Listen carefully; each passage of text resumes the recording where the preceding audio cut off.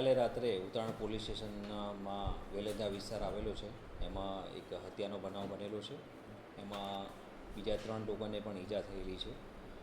બનાવો બાબતે તપાસ કરતાં એવી હકીકત જણાવેલી છે કે જે ફરિયાદી પાર્ટી છે એમાંથી ગઈકાલે સાંજે એ લોકોને આરોપી જે રામુ બોદર અને બીજા માણસો છે એમાંથી 2-3 સાથે બોલાચાલી થયેલી, અને એ બોલાચાલી અનુસંધાને આરોપી છે એ બીજા 10 માણસો લઈ અને વેલંજા ખાતે આવેલા, અને જે ફરિયાદી છે એના ભાઈ અને બીજા એના મિત્રો છે એ લોકો બેસેલા હતા. ત્યાં આવી અને છરી અને બીજા હથિયાર વડે ઈજા કરેલી, જેમાં ફરિયાદીના ભાઈનું મોત નીપજેલું છે.